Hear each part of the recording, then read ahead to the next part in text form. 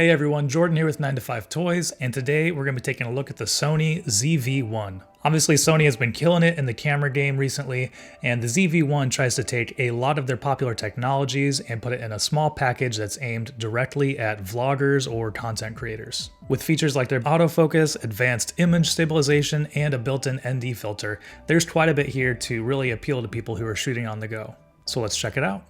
Thanks for watching 9 to 5 Toys. Be sure to like, subscribe, and enable notifications with the bell icon so you don't miss any upcoming videos.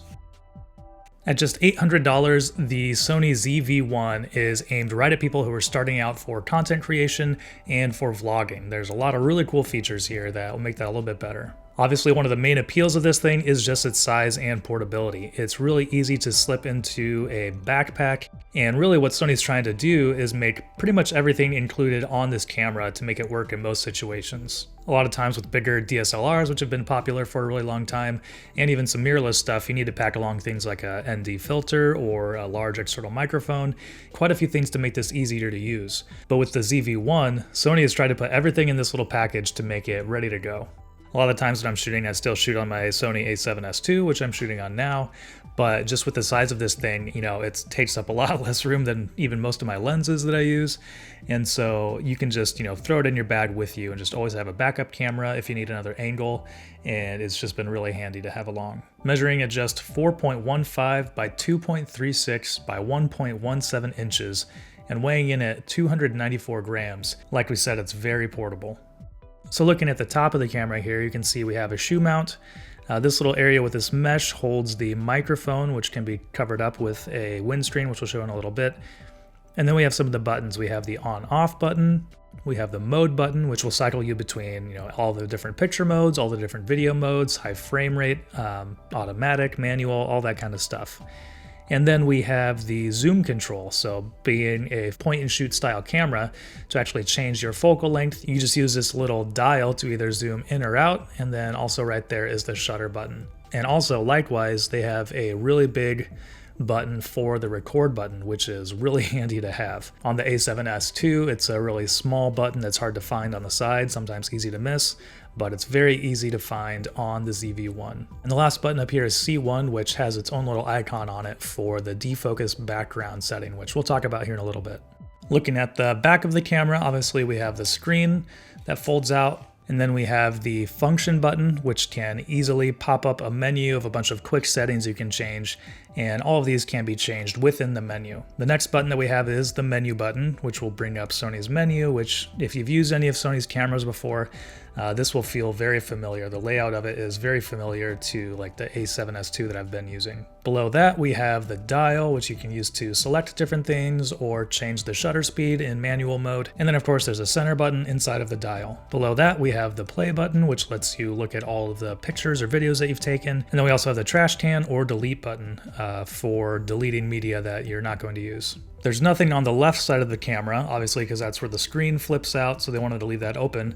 But on the right side of the camera, we see three different doors here for different ports. We have a 3.5mm microphone input, a micro USB multi-port, and then a micro HDMI port as well. Ergonomically, the Sony ZV-1 is obviously focused on being pretty small and compact, so while there are some little grips here, they're not the biggest and most comfortable. Something larger like the Sony A7 series would fit your hand a little bit easier, but they do have some nice little grips in here to let you know where you're holding on to it and to make it feel a little bit more secure.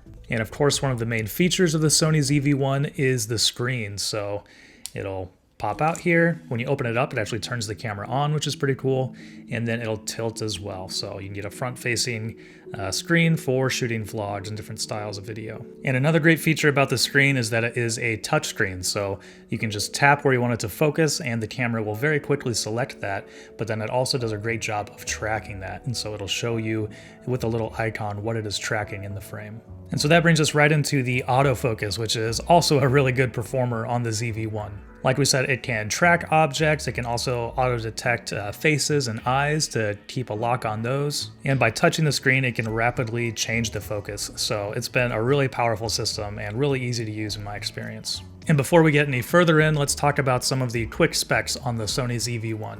The ZV-1 is a 20.1 megapixel camera with a max resolution of 5472 by 3648. For video resolution, it can record up to UHD 4K, which is 3840 by 2160 at 30 frames per second, or Full HD at 120 frames per second. The ZV-1 uses a 1-inch CMOS sensor. The focal length from the lens is 9.4 to 25.7 millimeters, which in 35 millimeter equivalents comes out to about 24 to 70 millimeters. The maximum aperture is f1.8 to f2.8, and for ISO sensitivity, it ranges from 100 to 12,800, or extends from 64 to 25,600. We briefly mentioned it earlier, but another great feature on this is the built-in ND filter. ND filters are great for when you're shooting outside and you want to keep a wide open aperture. So if you're trying to get that blurred background, if you pop an ND filter on there, then you can usually keep that number pretty low. So having one that's just built into the camera and easy to turn on and just always there is really handy to have in the ZV-1. And to follow that, one of the other features built into the ZV-1, which makes it great for content creators and vloggers, is the background defocus button. So when that is activated, there's actually a dedicated C1 button to that, which can be mapped to something else if you don't use this feature very often. But when that button is pressed, it'll toggle between clear or defocused. And what that does is that just changes the aperture of the camera. So if you're shooting all the way wide, it'll go down to 1.8 to blur out some of the background and keep your face in focus. And then if you press it again, it'll go into the clear mode, which usually hops the aperture up to about 5.6, so that's going to give more detail in the back. It's not going to be as defocused as what the defocused wide open aperture setting would be. And another unique feature with the Sony ZV-1, you can tell they've built in a lot of really unique features for vloggers and content creators, is the product showcase setting. So this kind of just plays with the autofocus settings and lets the camera know that you're going to be holding up different products in front of the camera. And so it knows that, and so it can quickly swap the focus to that product. And then once it comes out of the frame, it can focus back on your face or on your subject. Without that, the Sony does a really good job of keeping track of your face and making sure that your eyes are in focus. But when you have the product showcase setting turned on, then the Sony ZV-1 knows that you're going to be holding up a product and it knows to quickly swap that over. And getting good audio is just as important, if not more important, than getting good video. And so for the ZV-1, Sony has built in a couple nice features for that. On the top here, it does have a built-in 3-capsule microphone, which has directional audio, supposed to pick stuff up from front. And then another cool feature, if you are shooting outdoors, is they kind of thought of that a little bit. And you can put this little, usually called a dead cat or a windscreen, which you can pop in the top here. And so that's going to help prevent wind noise from kind of distorting your audio. Obviously, it's not huge. It's not going to, stop it if you're hanging your camera out the window of a moving car or something like that. But for light breezes, I think that should be pretty useful. All right, so here we are outside. I do have the windscreen on the microphone, so hopefully you can get an idea of what the audio sounds like from here. There's a dog barking in the background, so hopefully it's not picking up all of that. But yeah, hopefully you can get an idea of what that sounds like. The Z7-1 also has a microphone input, so if you want to use a better dedicated microphone, the dead cat just clips in this shoe mount, and so you can just pop a different microphone in there, and so you can get some better audio if you want to do that. The ZV-1 also has some great color settings, and one interesting setting in there is a soft skin effect.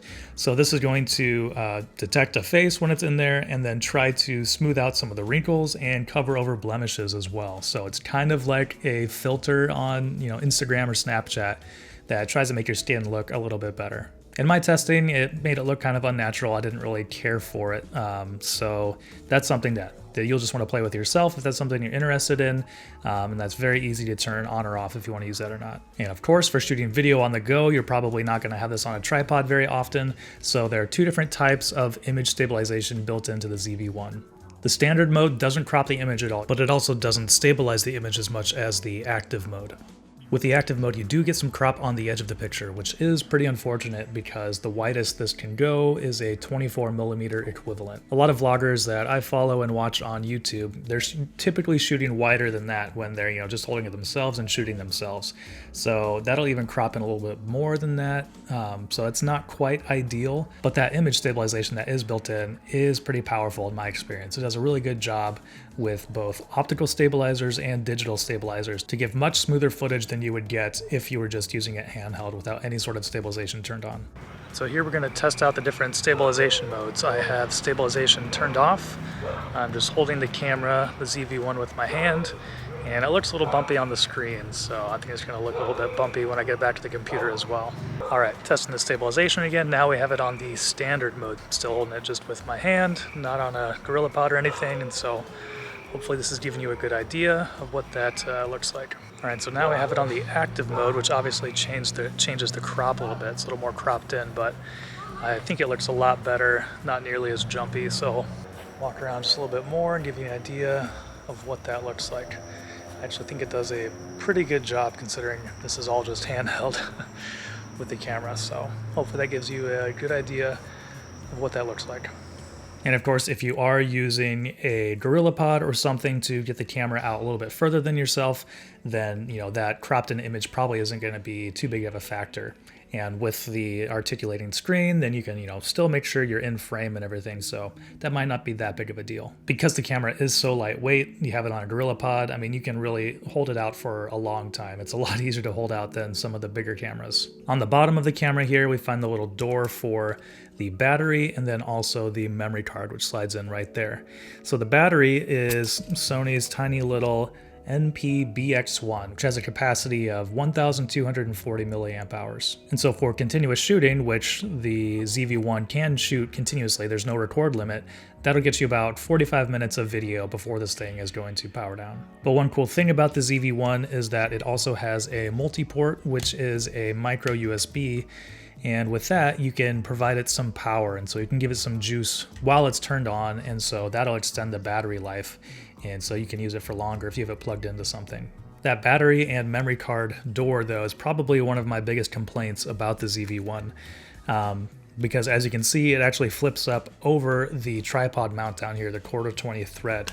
So that makes it so if you have it on a GorillaPod or a tripod or mounted on pretty much anything, you will have to remove it to either change the battery or remove or insert a memory card. So unfortunately, that was a little bit annoying in my experience. If I used it here in a studio setting, I would always have it on a tripod or a GorillaPod, and having to take it off and then reset it afterwards once I changed the battery or changed a memory card, that wasn't the most ideal situation. So it would have been nice if maybe they could have moved that over to the other side or something. But given the all-in-one nature of the Sony ZV-1, I don't think that's that big of a deal breaker.